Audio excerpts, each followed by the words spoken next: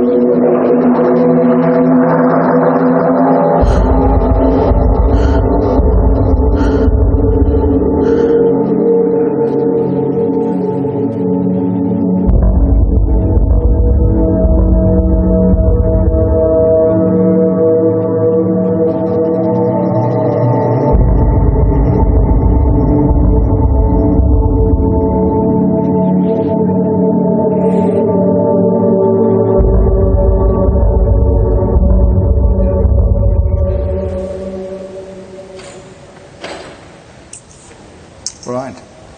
So as you can see, it's a 2.5D sort of side-scrolling game. That means that we have sort of full control over everything the player ever sees, because we're only ever moving rightwards. That means that our artists can sort of go in and tweak every pixel, and in turn that means that our art style sort of heavily relies on these very subtle details of the art. That also means that from sort of a rendering point of view, we can't have too many artifacts that distract from these subtle details in the art. And that's kind of a point that this talk will be revolving around. So from sort of a technical point of view, just to get that out of the way, we are releasing at 60 Hertz at 1080p on current consoles. And the engine we're using is a custom Unity 5.0. We have source access for that, so we made some modifications. The rendering that we're doing is like a light pre-pass renderer. So that means that we have a base pass that outputs depth and normals. We then have a light pass that calculates light from those depth and normals. And then we have a final pass that re-renders the entire frame and then applies the light and materials. We then have a translucency pass, and then we sort of wrap the whole thing up with a post-effects pass. All right, so one of the things, one of the effects, I suppose, that's really sort of central to our art style and showed to be central to our art style quite early on is the fog. So actually, initially, we had a lot of scenes that were just geometry and fog. So we had like everything was comprised of silhouettes and then this like depth fog. So to sort of show you how much mileage we get out of that, here's the scene without any fog. As you can see, that's quite bare. And then adding just a linear depth fog, we get actually quite a sort of moody scene from that. The only interesting bit we're really doing with this is that we're capping the fog at like a maximum level. So if you have really intense lights in the background, then those will still shine through. But otherwise, it's just like an OpenGL 1.0 linear fog that we use in the depth. Then we have this sort of light scattering post-effects emulation pass, and I kind of say that with a smile because really what we're doing is just blurring the entire scene and then blending that back on. So really it's just like a glow path that our artists then used to sort of simulate this misty atmosphere. And that works surprisingly well, and is what we're using throughout the game. So now that we're using glow for this scattering effect, then how do we do glow? Well, we have a second pass where we do these really narrow, high-intensity glows. So what we do is, like many have done before us, is that we write out a mask for emissive objects in the scene, and we then remap the intensity of that mask to like a 0 to 7 HDR value and calculate bloom from that. So this is obvious in hindsight, but it wasn't really when we implemented it. So when you calculate bloom from a pixel with a certain intensity, like if the bloom shows at a certain intensity, then of course we need to render the source pixel with that intensity as well. Otherwise, there's like a difference between the two. So it's really like you just need to, if you use HDR, you of course need to calculate bloom from an HDR pixel. You of course need to actually show that pixel in with HDR value as well. So the way we do the actual like bloom filtering is the same as Jimenez in the Call of Duty presentation, and Martin Dithering, I think from the Samaritan demo before him, in that we just downsample the image a number of times and blur while downsampling, and then we upsample and blur as well afterwards. So the way Jimenez did this was that during downsampling he had this 13 tab filter that used where every tab would sample four texels. But as you can see, like even though he's doing that, he's still sampling some of the texels multiple times. So what we did then was to fit a 9-tab or 9 tabs to these 13 tabs, and that actually works pretty well. So we get an error of like 8% at most on the bilinear weights, but in the end we can't really tell the difference. Of course, one important thing about this is that this only works if you downsample to a size that's exactly half your original size. So, but that's not really an issue because you get the most benefit during the first couple of downsamples, like from full resolution to half resolution. So what we did was just to detect whether or not that was the case, and then use the full 13 samples if it wasn't. All right, so that means that we have a post-effect setup that looks like this. So we have all our light prepass rendering and translucency. We then run temporal anti-aliasing on top of all of that. We then run our two glow passes, which are separate but interleaved for performance reasons. And then in the end, we do the HDR resolve, color resolve, and apply the glow and some other effects. All right, so back to the fog that we were talking about before. So it became apparent quite early on that we needed more control than just this global linear fog that we were using. So we implemented this local fog, like local light scattering. I'll talk a bit about how that worked. So in this scene, we have this guy with a flashlight, and that flashlight is calculated using this effect. So what we do is that for every pixel on screen, we ray march through the world, and for every step, we sample the light function. So we sample the shadow map and the projected texture and the fall off and that sort of thing. And if you do like a naive implementation of this, you end up with something that's really slow.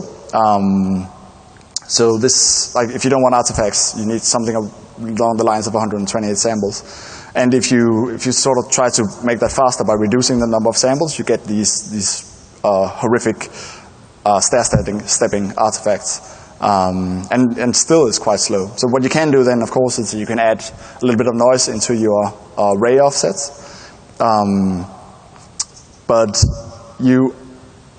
So now it's actually even slower than it was before. And the reason for that, of course, is that we're now completely destroying texture cache because neighboring pixels are sampling different points of the light textures. But there's something interesting about this because the eye is actually quite forgiving to the noise, so we can actually tell what it's supposed to look like. So that's an interesting property. So we should explore that further. So this is the same scene, except rather than using 24 steps, we're using just 3. And as you can see, that's a lot of noise that we get in the image. We can still kind of make out what it's supposed to be, but not really. So what we can do instead is that we can use a biomatrix, and that has, of course, it has less noise because there's no random in this. It's an entirely homogeneous pattern, and we also get better sampling because we now have, like within a small region, we have all possible values. So that means that sort of spatially, before maybe we were sampling in everywhere from each sample, but maybe we're not. Now we're certain that we're always, like within a small region, we're always sampling at all distances. But we get quite a lot of structure in this, and whereas the eye is quite forgiving towards noise, it definitely isn't towards patterns. So really what we want is something that has this property of changing at quite a high frequency while not being a pattern. So what we did then was that we used what's called blue noise, which is high pass filtered noise. So obviously, which is high frequency, and that sort of has both these properties. So we get something that doesn't have the pattern, and at the same time it changes quite rapidly, spatially.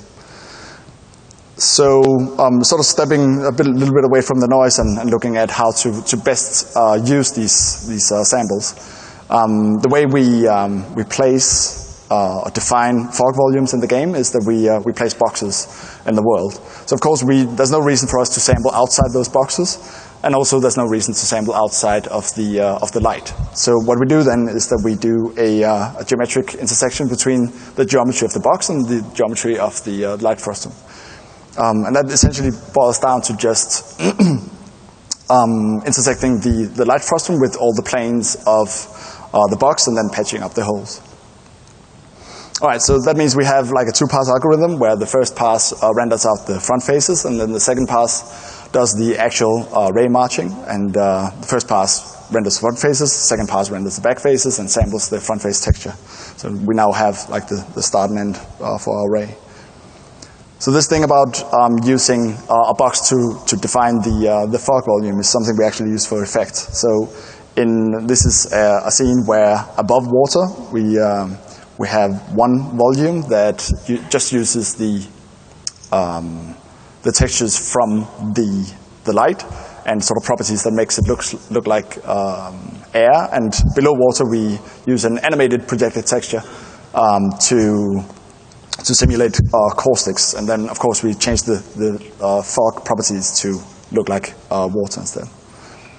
So one thing you may have noticed, and that many others have noticed before us, is that of course this is quite a smooth effect. We don't really need to calculate this per pixel. We can at least get away with sampling it at half resolution. So we do that, of course. So now we have a 3-pass algorithm. 2 passes are the same as before, but at half resolution. So we write out the front face depth, we do the ray marching, and then we have like a 3rd pass that does a resolve to full resolution at a later stage.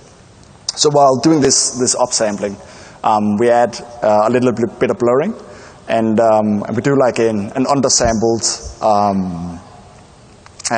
sort of noisy blur to break up the patterns that we would otherwise get from the half resolution sampling.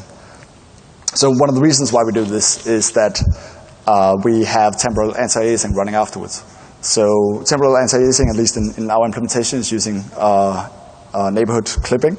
And that means that if we have a lot of different values within a neighborhood, it will accept more values, and so it's easier for it to smooth out per pixel noise, like at full resolution, rather than half resolution noise. So this is sort of a final image. This is 6 samples at half resolution. It's running at just below 1 millisecond if we sample every pixel on screen, which of course we don't. Actually, most of the time we're using just 3 samples per pixel. So that means that we are using just below 1 sample per full resolution pixel. So one of the reasons why we've been obsessing about the number of samples here is because this effect is bandwidth bound. Like sampling the shadow maps and the projected texture is really what's bottlenecking this. So we of course also do all the other things to reduce bandwidth, like we use a lower resolution shadow map, we use low resolution objective textures, and of course the shadow map can be lower resolution than for the opaque lighting passes, because it's such a smooth effect. So the way that fits into our render pipeline is like this. So the lighting pass, during the lighting pass, we save off the shadow maps that we'll need later on. We then do our 2 initial passes and end up with a volume light texture. And then during the translucency pass, we re-render the clipped geometry and sort that with other translucencies. So this thing about sort of playing into the hand of temporal anti-aliasing is something we actually do in quite a lot of places. So this example is the depth of field we're doing. We have sort of planes that we can put into the world that will calculate depth of field. And we do like an undersampled blur again, and the temporal anti-aliasing will come and pick up all the noise and smooth that on. We also do that for shadows. And an interesting thing here is that even though this sort of jittered sampling entirely destroys the texture cache, it's still actually faster than doing just a single sample, because we can render the shadow maps at a lower resolution, because the soft penumbra is larger than otherwise, which is why we can get away with it. So I just wanted to show how, like, this is sort of our go-to pattern for doing this undersampled blurring, and essentially it just boils down to having each sample cover the same area as all samples cover equal areas. Right. So I'll talk about another effect that was really important to get the look of the game, which is dithering. So this is a frame from the game, and I've sort of adjusted the luminance so we can see what's going on a little bit better. This is actually a really good example of this sort of subtle detail I was talking about, where we have a lot of really fine sort of gradients out in the background. This image actually contains quite a lot of noise. You probably can't see that, but if we turn it off, it looks like this. See if that. Yeah, I think that looks horrible. That's good. So what we get here is quite a lot of banding, really. So we have these really high frequency changes, all these sharp lines during the image, throughout the image, and we also have these sort of rainbow-like effects where the color is completely destroyed, and of course that happens because red, green, and blue quantizes at different points, and also it animates, so it's really quite distracting and not really something we can live with or use with the art style that we intend. So the reason why this happens is, of course, that we are writing into 8-bit per channel render targets. So as you can see on the line, that means that we get this sort of stair-stepping artifact, which looks like banding. The reason for that, of course, is that 8 bits are not enough, like nearly the human eye is able to perceive something along the lines of 16 bits.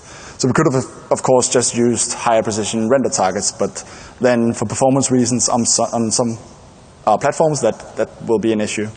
There are other ways of sort of getting about this. We could use sRGB color compression instead, but again, on some platforms that has interesting implementations, and so we chose to explore dithering a bit further. So an example of how this works is that you just add like 1 bit of noise. So if we look at this, and look at the value 0.75 bits, and add 1 bit of noise, that means that 75% of the time, because it's an entirely uniform noise, we end up at like quantizing to the value above, and 25% of the time we end up quantizing to the value below. So on average, we actually get exactly the signal that we put into it. So just to sort of show how to do this, this is a fragment program or a pixel shader, and how to do the dithering is you just add a random number that is 1 bit big on output. So just keep this in mind, that it's actually spectacularly easy to add, and there's no real reason why games should ship with banding these days. All right, so let's look a little bit more about at what's going on. So here in the top we have the signal, then we have the quantized bandy output, and then the third row shows the error between the signal and the output. So if we add noise to it, we then see that already we have something that's a lot smoother. We can see the error is not very uniform, and if we look at the variance at the bottom, we can see that definitely we have these sort of weird humps. If we animate the signal, we can see that we have these, it becomes quite apparent that we have these areas of no noise, which is interesting. So what's going on there is something called noise modulation, and that means that the resulting noise is actually dependent on the signal. It turns out that's a property of the type of noise we're using. So rather than using this uniform white noise, we can switch to a triangularly distributed noise. Has a little bit like 2 bits worth of that, and we get an output that where the noise is independent of the original signal. So if we go back and apply that instead, we can see that we now have an error that is much more uniform. And if we animate it, we can see that these sort of bands of less noise have disappeared. All right, but we've then added quite a lot of noise to the signal. So what can we do about that? Well, we can go back and then try different types of noise, like the blue noise that we were using for the sampling, and that actually works out really well. So again, if we animate it, we can see that we now still don't have these bands of no noise, and also we have much less noise than just using the triangularly distributed regular noise. All right, so what we've done is that we've baked blue noise or high-pass filtered noise into a texture, and we just sample that and add that, the same as the example before. In the cases where we are bandwidth limited, we use an ALU-based version instead, which is essentially just adding 2 random numbers together.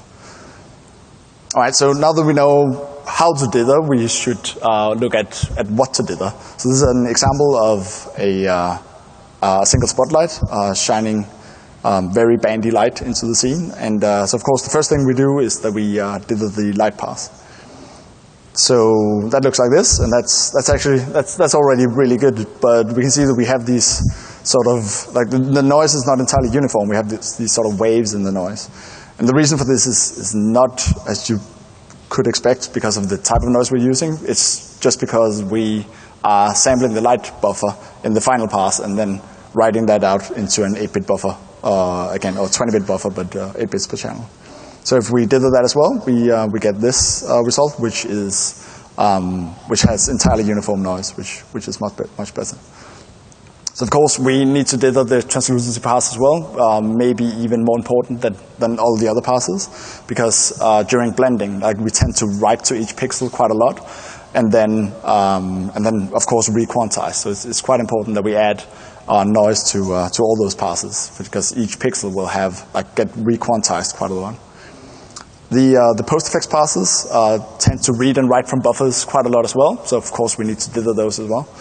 To sort of make sure that this really wide light scattering glow was entirely banding free, we actually ended up using 10 bits and sort of power of 2 compressing the colors and also dithering, and then that means that we are entirely banding free for those as well.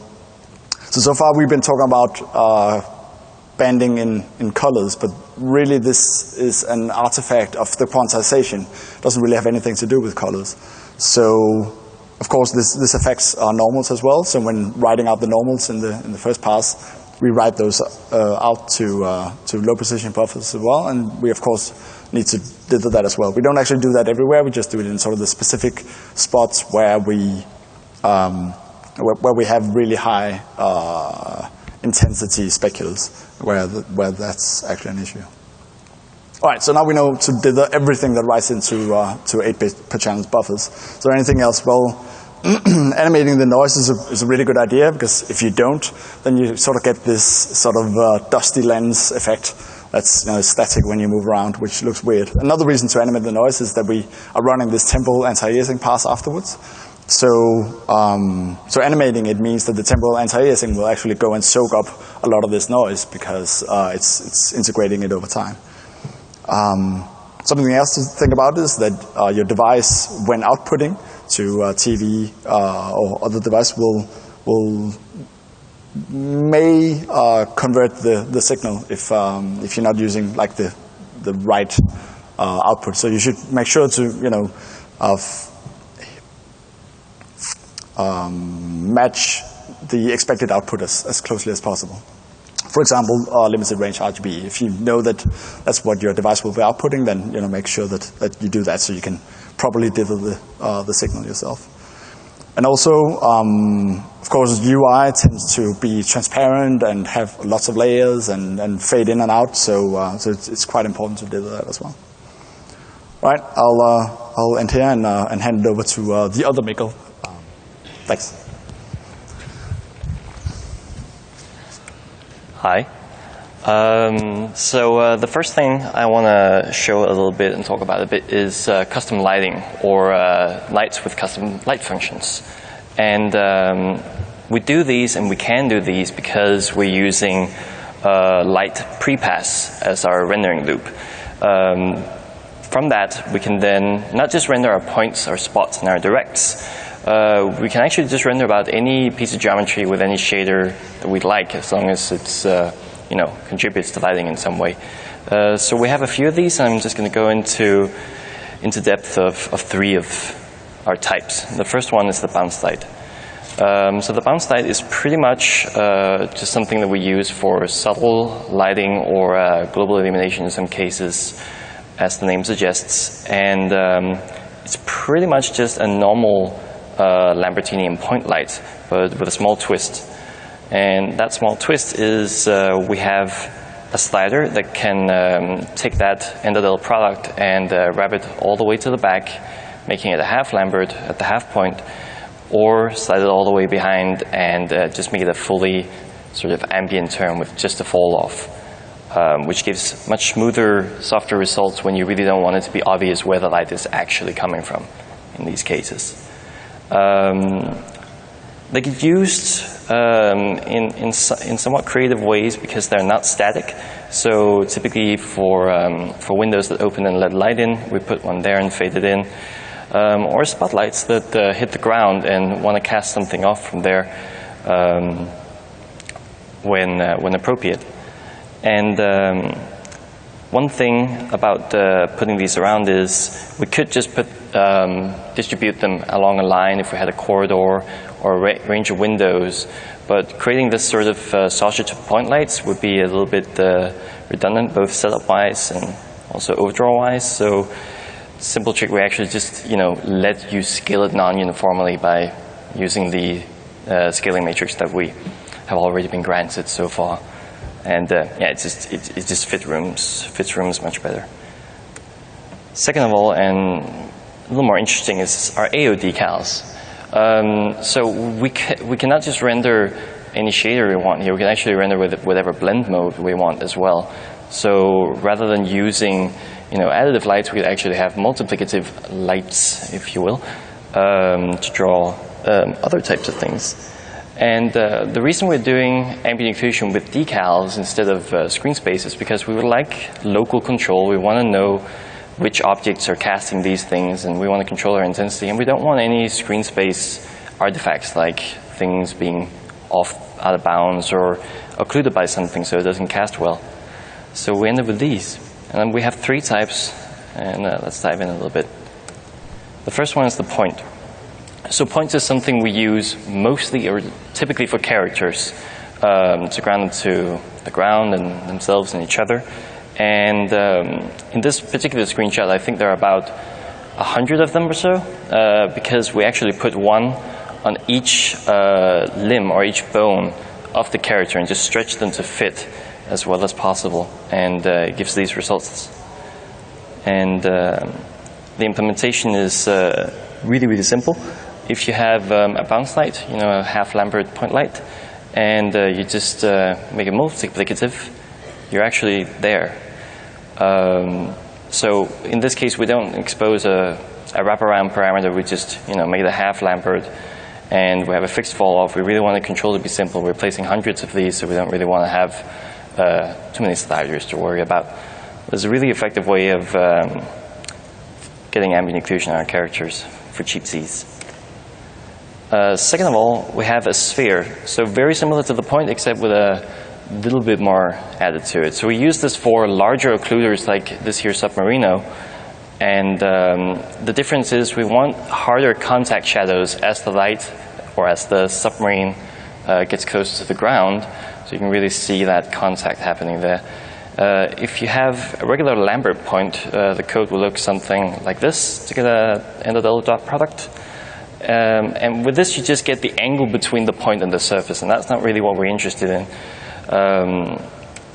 What we're interested in is getting the solid angle between these things, the coverage that the sphere has on our hemisphere in sort of a cone-based coverage fashion. And the way we do that is if we have this normalization term that we would apply to our local position to make it a direction, we just take that version and turn it into this version, actually. And that accurately actually gives us what we need to achieve this result. Assuming that we don't have any intersecting geometry, assuming that submarine doesn't clip through the world. And we do assume that that's not happening. And finally, boxes. So we have a few boxes around the game that we drag around for puzzles and such. And we needed a specific implementation for these guys. So our implementation for boxes, quite empirical, and it looks like this. It starts off with an unsigned distance function, and we then get the angle around that distance to get the sides.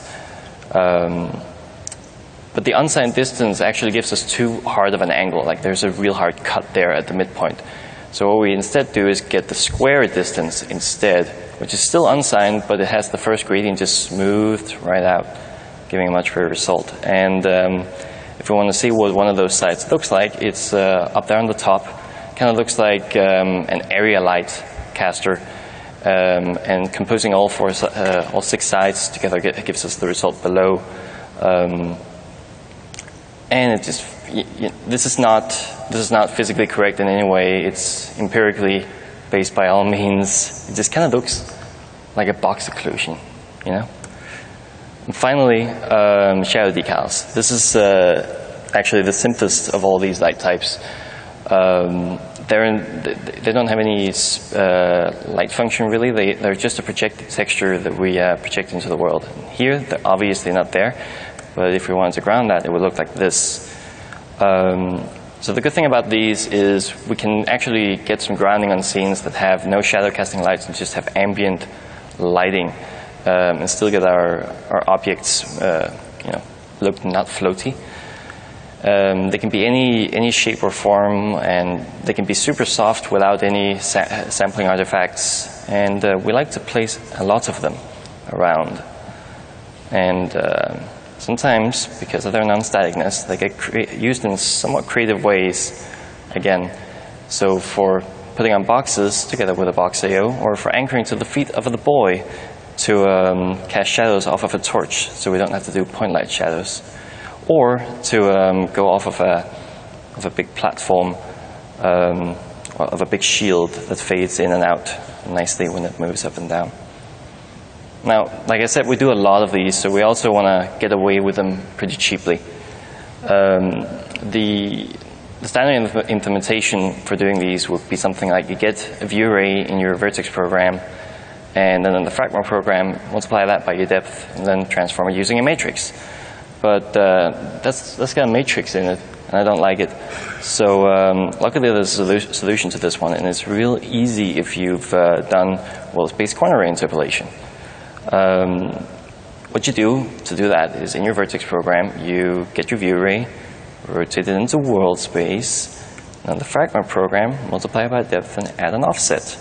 So now we're down to an FMA or a MAD instruction for our world space position. That's real nice.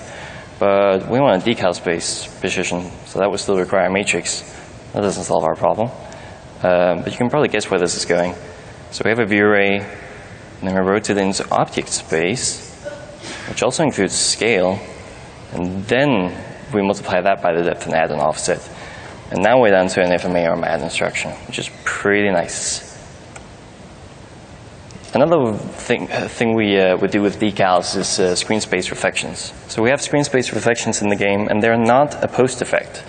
We place them down locally just because we only need them in certain places, and no reason to make the whole world chromy.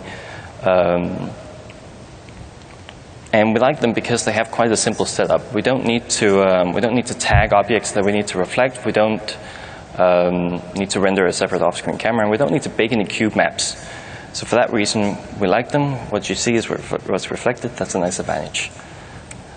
And setup-wise, well, that's black. Well, we just set up a color and a backup color. In case our array misses something, we have a color that gets displayed in that case, which sort of represents some fog in some cases. And a texture for null power, that's pretty much it, 4 parameters. But like I said, what you see is what's reflected, which means that the disadvantage is obviously what you don't see is not reflected. And in this case, at the screen edges, we fade out because we're not sure whether or not we're going to get that information on our screen. So just to be sure, we fade out, and it looks horrible when the puddle gets to the edge of the screen. And this is of course happening because we're not sure whether or not the ray might go in that direction, and if it does, we do need to fade to avoid repeating or clamping or whatever our screen texture might be set to. Luckily, this is a side-scrolling game, and the camera is pretty much pointing in towards the world at most times, so we can just force our rays to always point up and inward and have no divergence on the x-axis, which eliminates the need for fading on the x-axis altogether. And it's a hack. It works. The other big problem of what you cannot see is not reflected is occluders. And the worst occluder of all of this is this guy. Like, as soon as you figure out that you can make little ghosts in haystacks by jumping around the puddle, you're probably going to do that for no other reason to just piss me off. And the way we want to solve this just for him. We don't want to solve every occluder, but we can figure out a solution for this guy because you can control him. So if we just stop him there, well, the way we stop this is we first find a bounding box in screen space where he is, and we determine that array is behind the boy if it's within that bounding box and behind the depth buffer. This is a pretty safe case for array is behind boy. And if array gets into this case, all we do is tell the rays to please go to the nearest exit of this bounding box and keep on tracing. And since it's a very low detail game, we actually get away with that. All right. So because of my hatred for matrices in the pixel shader, let's just talk about this again. This time not with decal projection, but with ray projection. So in this case, we want to take a view space ray and make it a screen space ray, or put it into frustum space. The simple way to do this would be to take your view space direction, your view space position, and put it through a matrix and subtract another position, and you're there. But let's get that matrix in it. So we cheat a little bit, and on the CPU we generate a sort of the size of the bounding box of your screen. And then in the pixel shader, we can get away with something like this instead. And it actually handles an edge case that the other one doesn't, which is rays going behind the neoplane. We don't have issues with that in this case. Now, we don't like banding in our undersampled stochastic effects, so obviously we add random numbers to this one as well. The first step just gets multiplied by a random number, and that takes care of our stair-stepping artifacts that you see on the left. And of course, we don't use white noise or Bayes matrices. We use blue noise, and temporal anti-aliasing is really cool. And finally, there is the problem of wall thickness. So we can't really tell whether or not we're inside something. We all just have a a shell, that's our depth buffer, for colliding against with our rays. So we need to have some sort of analog for determining whether or not we're colliding with something. We started with just a number that you would set up per decal, but that's too much setup, and it's not accurate enough anyway.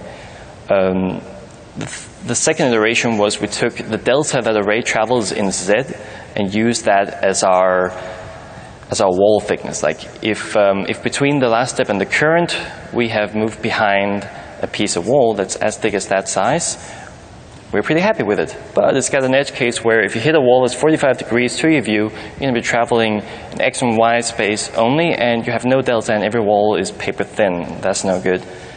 If I unwrap that little expression there, it looks something like this. And the center is actually just the reflection ray itself. So if we take that out of the equation and just get our, by the way, underscore project is the thing that we generated on the CPU earlier, a couple slides ago. Divide that by the depth. Now we have one that's independent from the ray's direction, and we are pretty sure at this point that we're going to hit something, at least if it was visible. That's real nice. Another thing that uses reflections are, of course, water. We have a bunch of water that you can swim in, and we render it out in 3 layers because that's how we think about water. We think about it as being a layer of dirt or murk or fog that's inside the water. It's dirty, and a refraction and a reflection, of course. And it's actually pretty nice to render them out as these, layers of abstraction that we have as the actual render layers. So we start with the fog. That's our first one. Then we render any transparencies that we've tagged as being under the water. And we render these now because we want to refract those when we take a snapshot of the screen to distort it. And now we refract it. And finally, we add the reflection on top of this. This is not a screen space reflection. This is a camera-based, like an off-screen camera using an oblique clipping plane reflection, because there's just way too much that can go wrong in water. And the case for when the camera is underwater is similar, but shuffled around a little bit, because the order of which you see things has now been changed. So the first thing we render now is reflection, then fog, then refraction, and then the transparencies to keep them crisp. Now for each of these layers, we actually render out 3 pieces of geometry. And the first one is an edge that's from the near plane of the camera and 6 to 12 meters into the scene. This is to avoid pancake water when the camera passes through. It's just a tessellated mesh that's stuck right at your nose and follows you around wherever you go, and creates just a little bit of depth to the water. Next up, we render the outside of a box, because this water is a box volume. And by the outside of a box, I mean the front faces of a box. So something like this. We're not rendering on top of the displacement edge we've already rendered, and the way we avoid that is just by using a single stencil bit for rejecting any layers that come after the ones we've already rendered. And then we render the inside faces of that same box. So the back faces, which look like this. And again, we're not rendering on top of anything because of that stencil bit that we've been using so far. And yeah, we just get something that looks like a full volume, but in reality was 3 passes. Now for some visual effects. I'm gonna start out with smoke particles.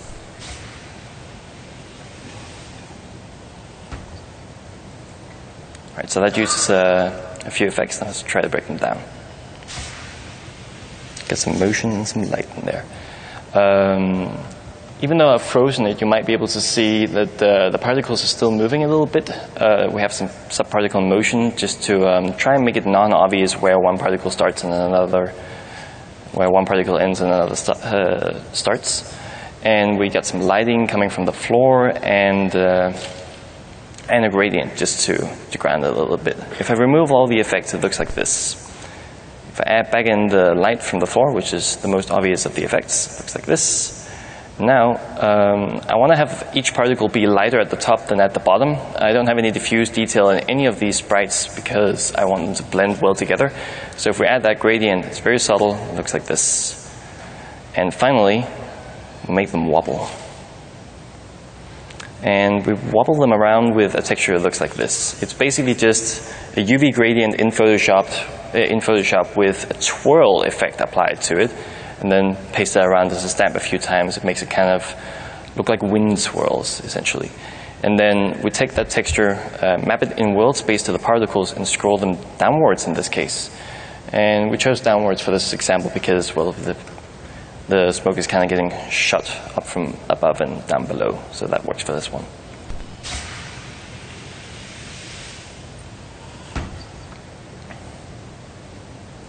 So next up, some fire.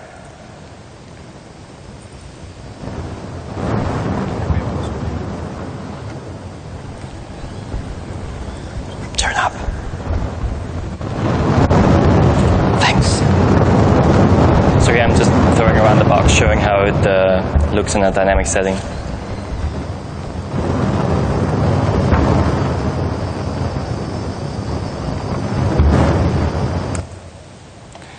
Yeah, so it's using some of the techniques from the smoke. It's using UV distortion again, but the most important here is the colors, actually. Because we don't want to have any bright blues or any bright purples. We don't want to have any dark whites, especially. By any means, we want to have a consistent luminance to color ratio. So the way we do that is by rendering fire into a fire buffer of sorts. So this is just the alpha channel of what we're rendering into, actually, which is now the deferred fire buffer for this scene. We just render each sprite in here to accumulate additively, and then we apply a lookup table to it. And now we'll be sure that any value of luminance of the fire becomes a specific color and never gets the wrong color of fire at any given point. And for any given sprite, it might look like this.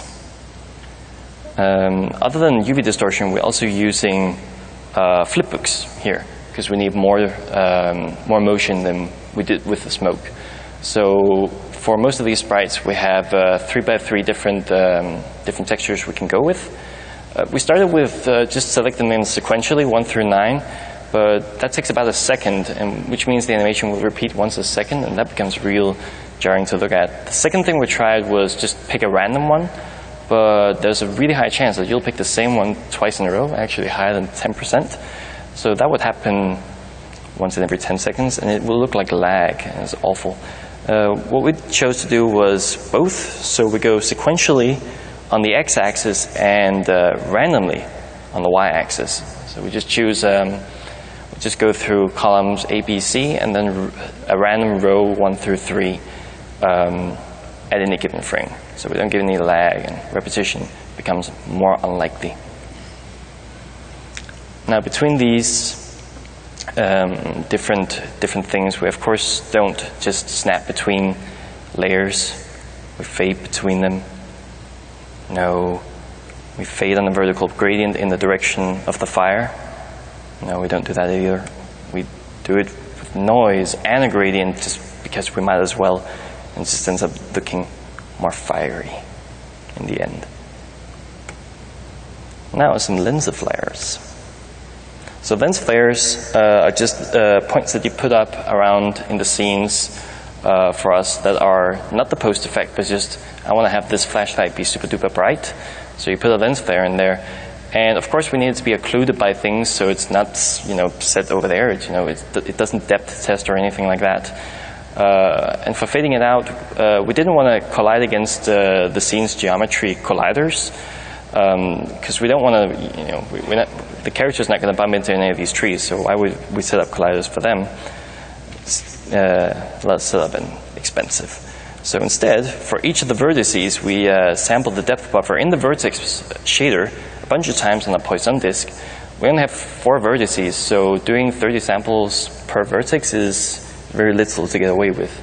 But of course, we don't sample from the corners, we sample from the center instead, from the pivots. But But just to get a little bit of a gradient going on, because it's free, we sample somewhere in between to get like a horizontal gradient going across them as they pass behind and get disoccluded. And now, some water effects.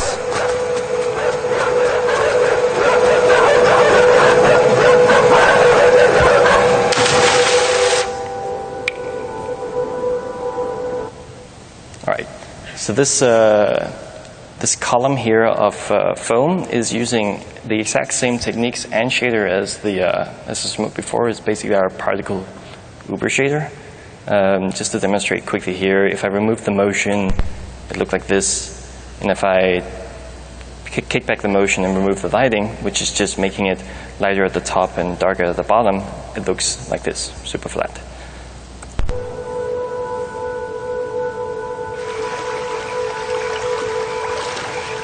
So over here, the most important thing to look at is the spotlight here. If the boy swims into it, he gonna die. So we want to emphasize that as much as possible. We have the three main effects to remind you of this spotlight. And the first one is some rain. So the rain, we've gone through three different versions. One that was just generating lots and lots of particles, but you know, once you get to about 10,000 raindrops, it's pretty heavy. And then we tried some scrolling billboards, but the overdraw was also terrific. So we ended up actually using a mesh that we put in there with a vertex CE shader. So the wireframe of that rain looks like this, and the animation is literally just for every whole number of time, we reposition the particle at some place or reposition the sprite somewhere else, and for the fractional part of the time, we either scale it up or fade it out or scroll it down, depending on which particle it is. Next up, we got some volume lights. Above here, it's not using any textures, but look at below. And finally, we have some specular light on the water surface. Real simple, just to reflect that off. And down below, we use a similar but different effect than the rain for dust particles. So same thing here, we just have like, I don't know, 1,000 of these little dots there that just float around and fade out and then move somewhere else and fade in and then move somewhere else and fade out again. And down here, the volume light uses an animated texture to simulate caustics or simulate being messed up by the water waves. And it's, of course, each of these volume lights are sorted differently. The one that's above the water is being refracted, and the one that's below is not, and the other way around when you're up there. And finally, the specular reflection has now turned into a specular refraction, which just makes it super bright from the point of, casting. Now as we swim up, the buoy also generates some wave particles that we use to distort the surface. The shading of them is just resampling the refraction and the reflection again, but with a different normal this time. And the normals we generate come from the shape of these particles. So each particle is just a ring, and we use the local particle position of these rings as the normals, just normalizing them. And then we multiply that by a sign that goes from 0 to 2 pi from the center to the outer rim of it, which would mean that the inside of the wave becomes negative and the outside becomes positive, and 0 in between. And now a different shape of water.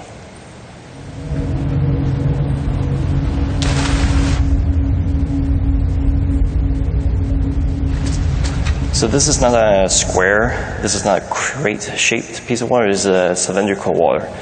And it's quite high poly because we want to have some very specific texture coordinates here. We're not just putting the texture down flat, we're actually mapping it radially around the water, like so. And then we're scrolling it on the y-axis. And the reason we're doing this is we don't want to fade out expanding foam textures, because that would be more obvious. Yeah, we're doing this scrolling instead to have a really consistent motion. And the texture looks something like this. We needed something that tiles, but in not such an obvious way.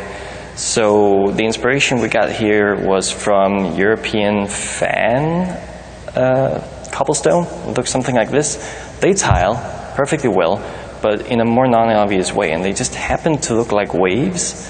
So if you kind of draw some lines on top of that, and then put some waves under those lines, and remove the lines, you kind of get some tiling waves. That's great. And finally,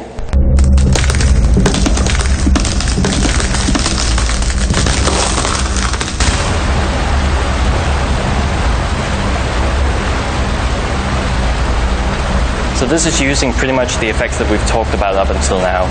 Water, particles with lighting, and screen space reflections, and superfoam textures. The first one, and most important, is the water volume itself, which without any other effects looks like this. It's got the same scrolling cobblestone foam texture on top of it.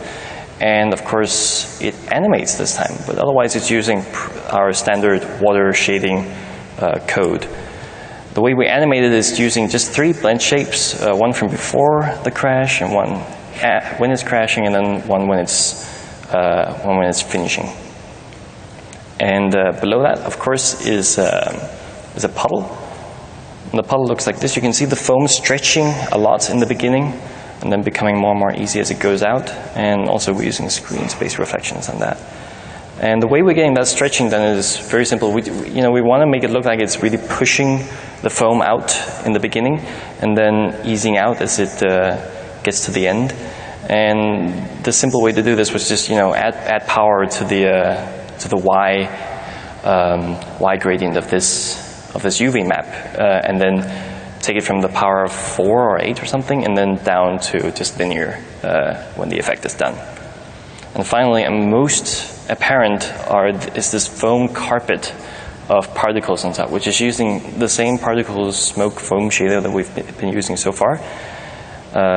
Gets lit from the light from behind. And to blend in the decal on the ground and the wave itself, we've got these impacts here. And just to make the effect a little bit more powerful in the beginning, we've got these just foam sprays coming out the sides in the beginning that quickly fade off.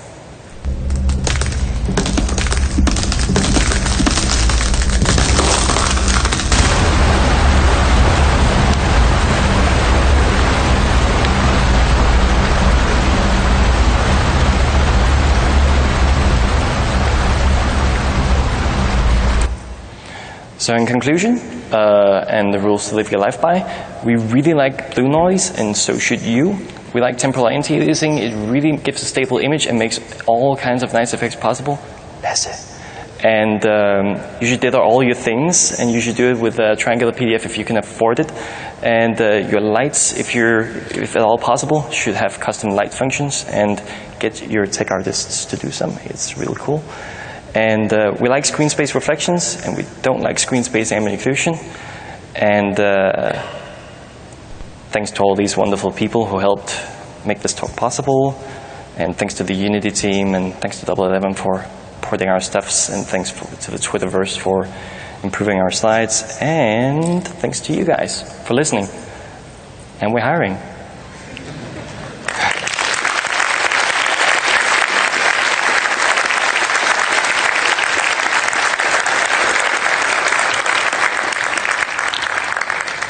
Also, we're taking questions. You can go up to the mics if you have some. We can also be outside if you'd rather like that. Yeah, if you don't have questions, or you can just come ask us afterwards the questions that you don't have. All right. Cool. Thanks for coming.